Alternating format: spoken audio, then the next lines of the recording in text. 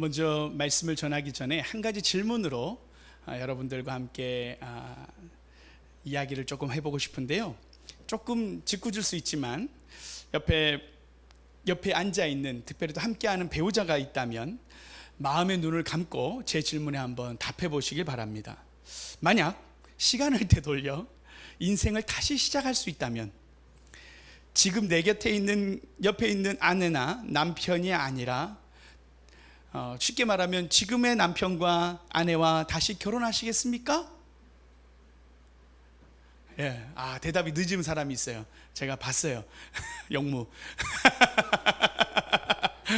빨리 하더라. 아주 빨리 하더라. 순식간에 하던데.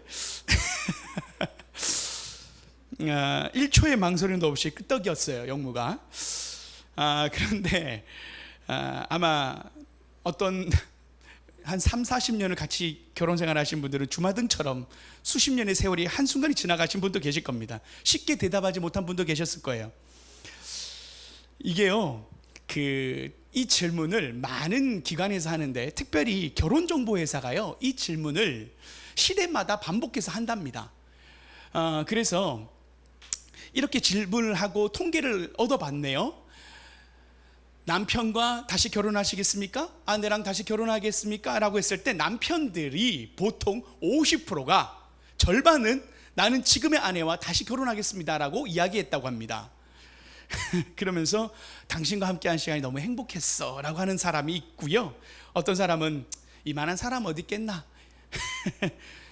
의리로 살아야지, 이런 분도 있대요. 그리고 체념하듯이 포기한 사람도 있다고 합니다. 그런데요, 남편들은 그래도 이 정도면 양호한 거예요. 아내분들의 대답은요, 훨씬 더 현실적이래요. 남편들보다요 더 낮은 비율, 20%에서 30%만 나왔답니다. 현재의 남편과 다시 결혼하겠습니다, 결혼하시겠습니까? 라는 질문에 많은 분들의, 아내분들의 마음속에는 이번 생은 당신과 살아봤으니까 다음 생에는 부디, 이런 마음을 가진 분들이 속된 말로 그렇다라는 겁니다. 20%, 30%밖에 안 된대요. 우리 아내분들은 다시 살기 싫은가 봅니다. 저는 100%거든요. 저희 아내가 또 이후에 또, 영무야 너도 100%잖아. 준영이 100% 맞잖아. 대답이 없다. 네, 우리 100%지요. 우리 김양주 집사님 100%시죠? 예, 빨랐어요. 네, 이옥정 선생님 뒤에서 쳐다보고 계셨어요. 네, 맞습니다. 우리가 참으로 인생이라고 생각할 때 결혼도 사실은 다시 한다면 고민이 되는 순간이 분명히 있습니다. 그런데요, 많은 사람들에게 일반적인 질문들을 동일하게 설문조사를 할 때 이런 질문을 한번 해보는 겁니다. 만약 내가 20년 전으로 돌아간다면 나는 무엇을 가장 바꾸고 싶은가? 라는 질문을 한번 해보았대요, 설문조사에서. 그러니까 많은 사람들이 한 20년 전, 나의 젊었을 때, 나의 리즈 시절로 돌아가라면 나는 무엇을 할 것인가? 나는 무엇을 바꿀 것인가? 라고 했을 때 1순위가 뭐였냐면요, 진로래요, 직업이래요. 가장 먼저 대답한 1순위가 압도적으로 직업이었다고 합니다. 지금 내가 앉아있는 이 원하지 않는 책상에 앉아서 또 내가 원하지 않는 현장으로 나가서 일하고 있는 나의 모습보다, 그때 내가 그 길을 가지 않았어야 되는데, 내가 그때 그 선택을 했었어야 되는데 라는 후회함, 아쉬움이 묻어있는 부분이 있대요. 그리고 두 번째로 많이 얘기되는 게 뭐냐면, 그때 그 땅을 샀었어야 되는데, 내가 그 집을 샀었어야 되는데, 내가 그때 팔면 안 됐었는데. 우리 전홍렬 집사님이 강남 삼풍백화점 쪽에서 살았대요. 삼풍백화점이 무너지고 난 뒤에 이사를 했는데, 이사하고 나니까 땅값이 그렇게 올랐답니다. 네, 그때 강남을 떠나는 게 아니었는데. 네, 그런 것처럼요, 이 부동산에 대해서 후회하는 사람들이 있고요. 그리고 그때 내가 그 주식을 샀었어야 되는데, 내가 그 주식을 그때 샀었어야 되는데 라는 그런 아쉬움의 마음에, 재테크에 대한 어떤 그 재능의 꽃을 피울 수 있었던 사람들의 후회가 있답니다. 그리고 어떤 사람들은 그때 악기를 하나 배웠어야 되는데, 내가 젊었을 때 내가 악기를 하나 배워둘 걸 하는 사람이 있고요. 어떤 사람들은 내가 외국어를 하나 했었어야 되는데, 내가 영어든 내가 이러든 하나를 했었어야 되는데 라는 아쉬움이 있는 그런 마음을 내비치는 사람들이 있었다고 합니다. 여러분, 우리는요 어제의 선택을 때로는 의심하기도 하고 내일의 삶을 우리가 오늘의 결정으로 후회할 수도 있는 삶을 우리는 살아갑니다. 그래서 우리는 그러한 시간 속에 갇혀 있는 사람들이죠. 그런데요, 우리와 다르게 하늘로부터 전혀 다른 차원의 선포가 오늘 이루어집니다. 오늘 말씀 로마서 11장 29절의 말씀이에요. 이 말씀을 함께 볼까요? 이 말씀 함께 읽어봅시다. 시작. 하나님의 은사와 부르심에는 후회하심이 없느니라. 하나님은요 후회하심이 없대요. 하나님은요 아쉬움이 없대요. 하나님의 선택과 하나님의 계획에는 후회하심이 없대요. 우리 인간은 유한하고 우리 인간은 후회함이 있는데, 아쉬움이 있는 사람인데, 하나님의 후회하심이 없는 그분을 만나면 우리의 삶은 어떻게 될까요? 오늘 이 이야기를 하고 싶은 것입니다. 우리는 후회함을 가지고 살아가지만 하나님은 후회하심이 없는 분이신데, 그분이 우리와 함께하면, 우리가 그분을 만나면 우리의 삶은 어떻게 될까요? 오늘 하나님은 우리의 삶을 향하여 이렇게 말씀합니다. 괜찮습니다. 다시 시작할 수 있습니다. 오늘 주님은 우리에게 찾아오셔서 우리의 후회와 우리의 아쉬움과 우리의 미래의 두려움 가운데 있는 우리의 삶을 향하여 하나님 분명하게 말씀하세요. 괜찮아, 다시 시작할 수 있어. 하나님이 후회하심 없는 하나님이 우리를 만나 주실 때 우리의 삶에는 다시의 은혜가 일어난다라는 것입니다. 오늘 그 이야기를 해보고자 하는 거예요. 우리 먼저 오늘 주시는 이 말씀 속에 함께 읽었지만 우리 25절 말씀을 함께 먼저 한번 읽어볼까요? 25절 형제들아 라고 시작되어지는데 한번 우리 A 전반부만 한번 읽어보겠습니다. 함께 읽어봅시다. 시작. 형제들아 너희가 스스로 지혜 있다 하면서 이 신비를 너희가 모르기를 내가 원하지 아니하노니. 여기 보면 신비라는 단어가 있어요.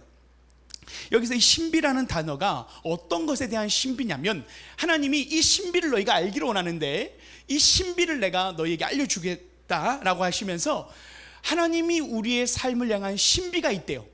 여러분의 삶에는 신비가 있답니다. 하나님이 우리의 삶을 향한 신비가 있답니다. 그 신비가 무엇인가를 오늘 사도 바울은 이야기하는데요, 우리 25절 후반절이에요. 25절 후반절, 이 신비는 이라고 하는데 함께 읽어볼까요? 시작. 이 신비는 이방인의 충만한 수가 들어오기까지 이스라엘의 더러는 우둔하게 된 것이라. 띄어놔 보세요. 하나님의 신비에 대한 이야기를 하는데, 이 신비 가운데 오늘 우리가 계속 로마서 가운데 이야기했던 게 뭐예요? 이방인들이 구원을 받는 것에 대한 그 은혜에 대한 이야기가 지금까지 로마서 안에 펼쳐져 왔죠. 그런데 놀라운 것은 하나님의 신비가 뭐냐? 한 가지 더 있어요.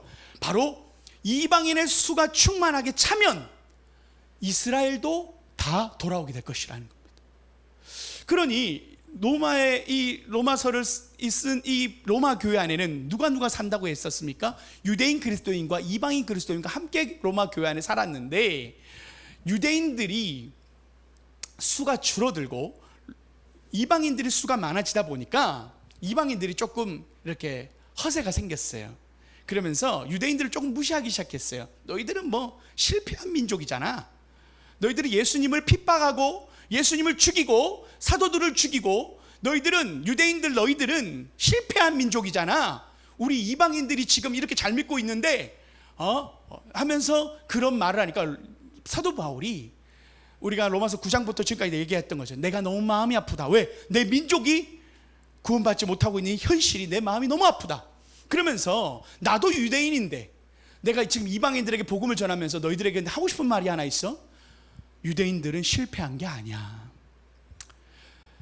이방인들의 수가 차기까지 하나님은 이스라엘인들을 우둔하게 남겨두신 거야. 이스라엘이 실패한 것처럼 보이는 이 상황이 하나님의 신비야.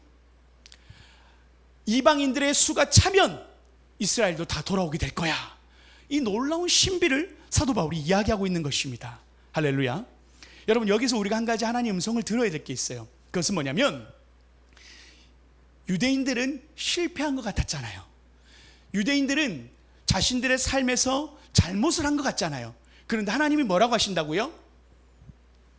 하나님의 계획표 안에서 과정이야 라고 이야기하시는 거예요. 실패가 아니라, 너의 삶의 실패가 아니라 과정이야. 하나님의 신비가 이스라엘에게 있듯이 우리들의 삶에도 하나님의 신비가 있다고 말씀하시는 거예요. 우리는 실패한 것처럼 보이고 우리는 끝난 것처럼 보이지만 하나님은 우리들의 삶을 향하여 이렇게 말씀합니다.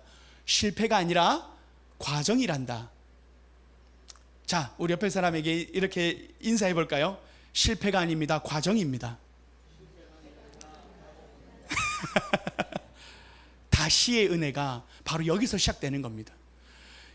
이스라엘인들이 실패한 것처럼 보였던 그 순간에도 하나님은 실패가 아니야. 하나님의 신비가 있어. 우리들의 인생에도 신비가 있습니다. 하나님의 계획 속에 우리는 하나님의 신비 안에 있는 사람들입니다. 하나님은 여러분의 삶을 실패로 남겨두는 분이 아니라 과정으로 우리의 삶을 이끌어 가시는 분이시다. 그리고 마지막에는 이스라엘 민족을 구원하시는 하나님의 계획이 있듯이 하나님의 계획은 우리들의 삶에 놀랍도록 준비되어 있다라는 것입니다. 오늘 이것이 첫 번째 우리에게 주시는 하나님의 말씀이에요. 그러면서요, 이 신비에 대한 이야기와 함께 두 번째로 하나님은 우리에게 다시의 은혜에 대한 이야기를 하면서 격려를 하세요. 자, 우리 두 번째로 말씀을 로마서 11장 28절을 함께 읽어보기를 원합니다. 11장 28절 말씀입니다. 함께 이 말씀 읽어볼까요? 시작. 복음으로 하면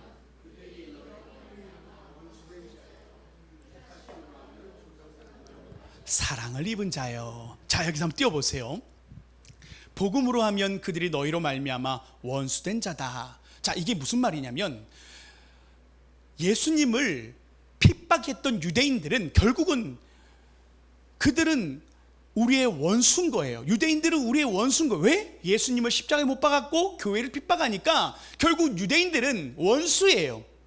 유대인들은 구원받을 자격은 없는데 하나님의 입장으로 보면, 복음으로 보면, 교회의 입장에서 보면 유대인들은 예수님을 십자가에 못 박은 원수란 말이에요.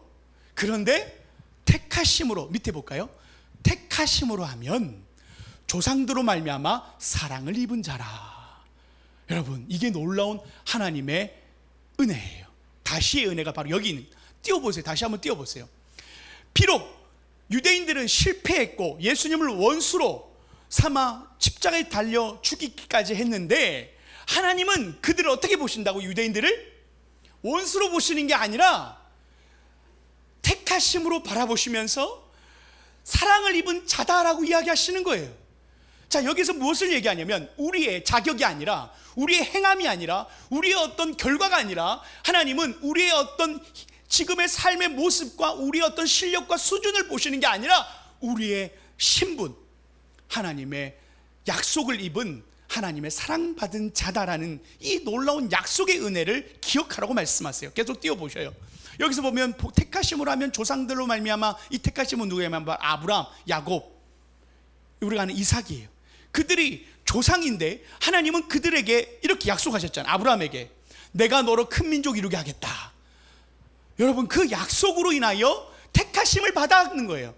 유대인들은 예수님을 잡아서 죽이고 계속적으로 교회를 핍박했지만 하나님은 너희들은 원수가 아니라 내가 너희를 택하였기 때문에 나는 너를 사랑한다고 이야기한단다 라고 말씀하시는 이 놀라운 약속의 안에 있는 우리의 신분을 이야기하는 거예요.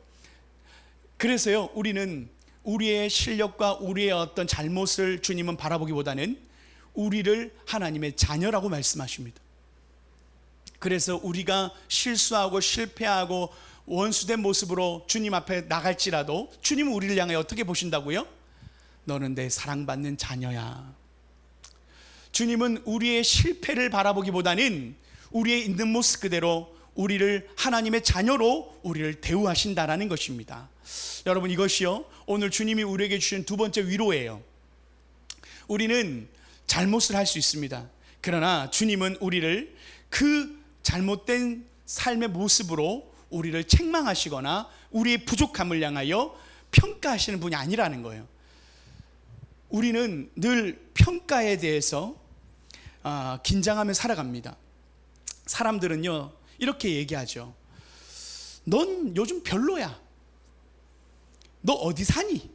너 차 있어? 너 몇 평에 사니? 늘 우리를 그런 어떤 물질적 소유로 우리를 평가합니다. 우리의 정체성에 대해서 우리의 소유를 가지고 평가하는 시대예요. 그런데 여러분, 우리도요, 우리가 입고 있는 옷의 브랜드에 따라서, 우리가 들고 있는 명품 가방에 따라서 우리의 존재가 달라진다고 생각하는 분들이 계시다면, 오늘 여러분, 그것은 우리의 존재를 바꿀 수 없는 존재예요. 여러분, 우리는요, 정말 가치 있는 존재들이에요. 왜요? 하나님이 우리를 사랑하시는 하나님의 자녀들로 우리를 택하셨기 때문에, 여러분이 명품 백이 없어도, 여러분이 좋은 차가 없어도, 그렇게 소유가 많이 없어도 주님은 우리를 소유로 바라보시는 게 아니라 내가 너를 사랑한다, 너는 내 자녀야, 우리를 하나님의 자녀로 우리를 바라보신다라는 것. 그래서 우리는 사랑받으려고 애쓰지 않아도 되고 칭찬받으려고 노력하지 않아도 되는 존재다라는 거죠. 그래서 우리는 다시 한번 말하지만 우리에게 명찰이 있습니다. 그것은 하나님의 사랑을 입은 자라는 명찰이에요. 오늘 이것이요, 우리의 삶을 향하여 주시는 위로예요. 우리가 때로는 우리 스스로가요, 무언가를 실패하고 나면요, 마음이 무너져요. 내가 살아서 뭐하나 이런 생각할 때도 있고요, 내 삶은 왜 이러지? 라는 생각 속에서 실패를 경험하면 마음 가운데 좌절이 찾아오고 무기력함이 찾아옵니다. 그러면서 나 자신을 탓해요. 내가 잘못해서 그래, 내가 잘못 살아서 그래. 그래서 늘 결국은 분노로 시작해서 나의 모습을 한탄하며 나를 싫어하는 모습으로 나아갈 때가 있습니다. 그런데 주님은 우리에게 우리의 실패와 우리의 잘못을 향하여 다시의 은혜를 주시는데, 너는 그 잘못이나 그 점수로 너를 평가하지 않는단다. 나는 너를 내 자녀라고 이야기한단다. 오늘날 우리 딸이요, 중간고사를 치기 전날에 아빠 나 100점 맞을 것 같아 막 그러는 거예요. 엄청나게 들떠가지고 막 100점 맞을 것 같다는 거예요. 그래서 엄청나게 자신을 가지고 시험을 치러 갔어요, 학교에. 근데 시험 치고 왔는데 집에 왔는데 조용하더라고요. 제가 집에 있는데 아무 소리도 안 들려요. 그렇게 시끄럽게 했던 애가 아침에 막 자신감 있게 나갔거든요. 제가 감히 우리 딸이 점수를 공개할 수가 없어요. 민망해가지고 점수 공개를 할 수가 없어요. 아마 95점이면 공개하겠는데 그럴 수가 없어요. 우리 딸이 지금 PPT 열심히 하고 있거든요. 그래서 지금 이 자리에 하다가 지금 이제 다음 세대 도와주러 갔는데, 근데 참 원수 같아요. 아이고, 학원비를 그렇게 쓰고 몇 년 동안을 수학학원을 그렇게 보냈는데, 아이고, 그 점수를 받아서 집에 당당하게 들어오는 그 딸의 모습을 보면서 저거를 어떻게 죽여 말아, 저걸 호적에서 파버려, 어떻게 저렇게 우리 딸이 엄마를 닮았나 보다. 저를 닮지는 않았다, 그런 생각을 하고 그냥 어떻게 하겠어요. 시험이 끝나고 나면 그냥 받아줘야죠. 시험 치기 전까지는 그렇게 열심히 하라고 하지만 시험 딱 결과를 받아오면 그냥 포기하는 겁니다. 그래도 하나님의 은혜가, 우리 딸은 춤은 잘 추지 않는가, 하나님은 공평하시다. 그래서 우리 딸한테 그랬어요. 그래도 하나님이 너를 사랑하시는 거야. 하나님 너에게 춤을 출 수 있는 은사를 주셨잖아. 정말 다행이다. 여러분, 우리가 점수가 못 나고 뭐 부족하고 성격이 안 좋고 뭐 상관없어요. 우리 딸이면 그냥 부모는 그 딸을 그냥 사랑하잖아요. 하나님이 우리를 향하여 사랑하신다는 것은 우리의 부족함을 하나님은 평가하시는 분이 아니라 내가 그저 너를 사랑한다, 너의 그 어떤 결과로 내가 너를 판단하지 않는다, 내가 너를 사랑한다, 아버지의 마음으로 다시 받아주신다라는 것. 우리가 죄를 지어도 주님 우리를 다시 용서하시듯, 때로 우리 인생에 실패한 것 같은 우리의 삶의 모습도 주님 우리를 격려하십니다. 괜찮아, 다시 시작하자. 주님 우리를 향해 못난이라고 하지 않아요. 괜찮아, 다시 하자. 주님은 우리를 향하여 사랑하는 딸로 우리를 대하시기 때문입니다. 사랑하는 아들로 우리를 대우해 주시기 때문이에요. 여러분, 이 약속이 있는 한 하나님의 부르심과 은사에는 후회하심이 없다라고 하는 하나님의 자녀로 부름받은 우리는 그 어떤 평가에도, 어떤 우리의 세상의 기준에도 우리는 자유할 수 있습니다. 할렐루야. 우리는 하나님의 자녀, 하나님의 사랑받는 자녀이기 때문이에요. 세상이 아무리 우리를 부족하다고 말하고 너희는 없는 자라고 말해도 주님은 우리를 가장 존귀한 자로, 하나님의 사랑받는 자라 이야기하신다라는 거예요. 자, 그러면서 마지막이에요. 오늘 하나님 우리에게 다시 은혜를 주시면서 한 가지로 마지막으로 주시는 말씀이 있는데요, 우리 로마서 11장 30절 31절입니다 이 말씀도 함께 읽어보기로 원합니다. 시작. 너희가 전에는 이제 긍휼을 입었는지라 이와 같이 이 사람들이 순종하지 아니 이는 너희에게 베푸시는 긍휼로 이제 그들도 긍휼을 얻게 하려 하심이라. 아멘. 여러분, 너희가 전에는 하나님께 순종하지 아니하더니 이스라엘이 순종하지 아니함으로 이제 긍휼을 입었다. 이 말을 보면 한번 30절 다시 한번 띄워보세요. 30절 보면 너희가 전에는, 여기는 이방인들을 말하는 겁니다. 이방인들아, 너희가 전에는 하나님께 순종하지 않았잖아. 너희들 예수님 안 믿었던 사람들이잖아. 그런데 이스라엘이 순종하지 아니함으로 이제 너희가 그 긍휼을 얻게 되었구나. 유대인들이 믿지 아니함으로 너희 유대인들이 아닌 이방인 너희들에게 하나님의 긍휼이 임했구나. 이스라엘을 시기하기 위하여 하나님은 이방인들을 부르시는 은혜로 하나님이 인도하셨잖아요. 그러면서 다음 절요. 이와 같이 이 사람들이 순종하지 아니하니 이는 너희에게 베푸시는 긍휼로 이제 그들도 긍휼을 얻게 하려 함이라. 너희가 긍휼로, 이방인 너희들도 긍휼로 지금 나의 은혜를 받았지 않냐? 이제 이스라엘도 다시 그 긍휼의 은혜를 받게 될 것이다. 하나님 어떤 분이신 줄 아세요? 우리 하나님은 긍휼의 하나님이십니다. 할렐루야. 여러분, 이것이 너무나도 중요한 하나님의 우리를 향한 부르심이에요. 하나님은 우리를 긍휼로 대하시는 분이라는 겁니다. 하나님은 우리를 향하여 자비로우신 분이라는 거예요. 32절도 볼까요? 로마서 11장 32절, 이 말씀 큰 목소리로 읽어봅시다. 시작. 하나님이 모든 사람을 순종하지 아니하는 가운데 가두어 두심은 모든 사람에게 긍휼을 베풀려 하심이로다. 여기서 하나님이 가두어 두신다는 게 하나님이 적극적으로 못 믿겠다 그 말이 아니에요. 그 상황 가운데 있는 우리의 상태를 이야기하는 거예요. 하나님께서 이 상황 속에서 하나님이 모든 사람들이 순종하지 않았고 그 가운데 하나님은 우리에게 무엇을 베풀려고 하신다고요? 긍휼을 베푸시는 분이시다라는 것을 통하여 하나님의 속성과 하나님의 마음을 우리가 보는 겁니다. 여러분, 우리가요 너무 부족하기 때문에 하나님의 긍휼이 필요한 존재들입니다. 하나님은 바로 그 긍휼을 베풀고자 기다리고 계시는 분이시다는 거예요. 여러분, 우리의 삶을 향하여 우리가 이겨낼 힘이 없습니까? 내가 다시의 은혜를 하고자 하는데 능력이 없습니까? 지혜가 없습니까? 하나님은 긍휼을 베풀어 주시는 분이시다. 우리가 치료가 필요하고 회복이 필요하십니까? 하나님의 긍휼이, 하나님의 은혜가 그렇기 때문에 우리에게 베풀어 주신다라는 겁니다. 우리는 우리의 능력과 우리의 지혜와 우리의 힘이 없는데 하나님이 우리를 향하여 그렇기에 하나님의 은혜로 우리를 도와주시겠다 말씀하신다라는 거예요. 그래서 우린 다시 은혜가 있는 겁니다. 그래서 우린 다시 도전할 수 있는 거예요. 왜요? 하나님이 나에게 베풀어 주실 은혜와 자비와 긍휼이 있기 때문이라는 겁니다. 나의 능력으로, 나의 부족함으로는 아무것도 할 수 없지만 하나님의 긍휼이 임하면, 하나님의 능력이 임하면 우리의 삶에 기적이 일어날 줄 믿습니다. 다시의 은혜가 바로 하나님은 우리에게 긍휼을 베풀어 줄 준비가 되어 있다라는 겁니다. 우리가 그분을 의지하면, 우리가 그분을 의지하고 나아오면 주님은 우리를 향하여 긍휼을 베풀어 주시는 분이시다. 그 긍휼은, 하나님의 자비는, 우리가 때로는 재정이 필요할 때 하나님은 그 재정을 채워주시는 긍휼로 우리를 먹이시는 분이시다. 때론 우리 인생에 하나님의 지혜와 능력이 필요할 때는 하나님의 긍휼로 우리에게 지혜와 능력을 주시는 분이시다. 사랑하는 우리 자녀들의 삶을 하나님 복을 주실 때 하나님의 긍휼로 우리 자녀들을 붙잡아 주신다면 우리 자녀들의 인생의 길을 열어주시는 분이시다.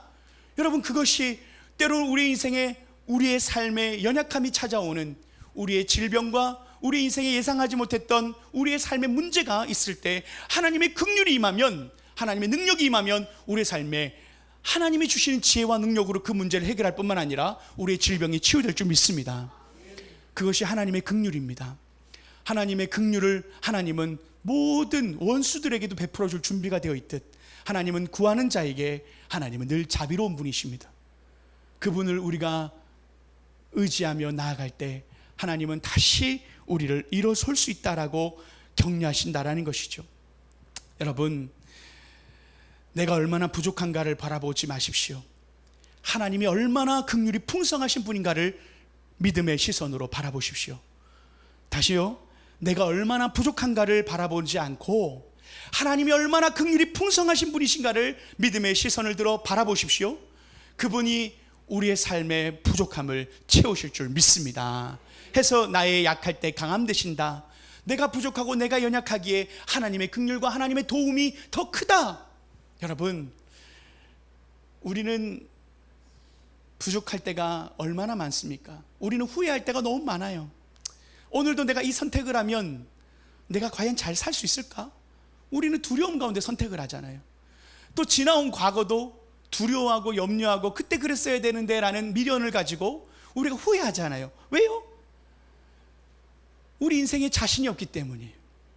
나의 한 치 앞도 알지 못하는 나의 삶에 대하여 자신이 없기 때문이에요. 그러나 하나님은 하나님의 부르심에는, 하나님의 은사에는 하나님은 후회하심이 없는 분이시고 그분은 우리의 모든 미래와 우리의 모든 과거와 우리의 삶을 다 알고 계시는 분이시고 그분은 능력이 계신 분이기 때문에 그분에게는 능치 못할 일이 없어서 그분은 후회하심이 없는 분이시다. 그분이 나와 함께 하시면, 그분의 능력이 나와 함께 하면 나의 삶에 후회할 일은 없다. 할렐루야. 그것이 오늘 주님 우리에게 주시는 다시의 은혜를 도전하시는 하나님의 긍휼이요, 주님 우리에게 주시는 기회입니다. 여러분, 포기하고 있는 삶에 문제가 있습니까? 할 수 없다고 생각하는 여러분의 삶에, 제한된 여러분의 삶에 내려놓은 것이 있습니까? 주님 오늘 우리에게 다시 해도 괜찮아, 다시 시작할 수 있어. 오늘 주님 우리를 향하여 격려하시면서 내가 너에게 긍휼을 베풀어 줄 거야. 여러분, 이때까지 우리 힘으로 많이 살아왔잖아요. 나의 힘과 나의 능력으로 살아왔고 여기까지 왔잖아요.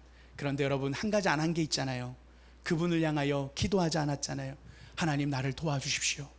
나의 가정을 도와주십시오. 하나님께 오늘 그분의 긍휼을 우리가 구하는 거예요. 그러면요, 하나님의 긍휼이 풍성하신 하나님이 우리의 삶에 하나님의 긍휼로 여러분 우리의 삶을 하나님이 도우실 줄 믿습니다.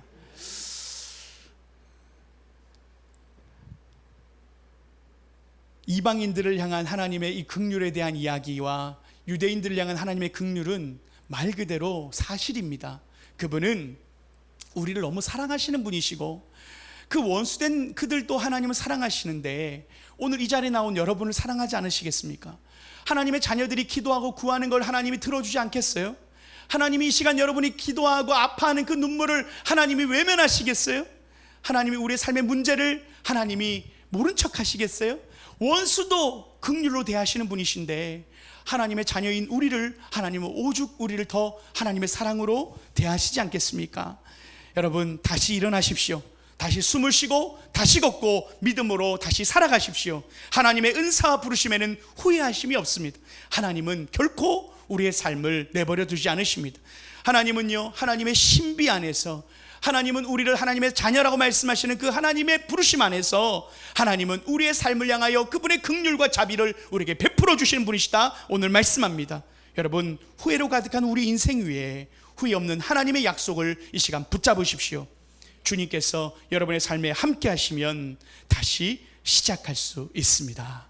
함께 기도하시겠습니다.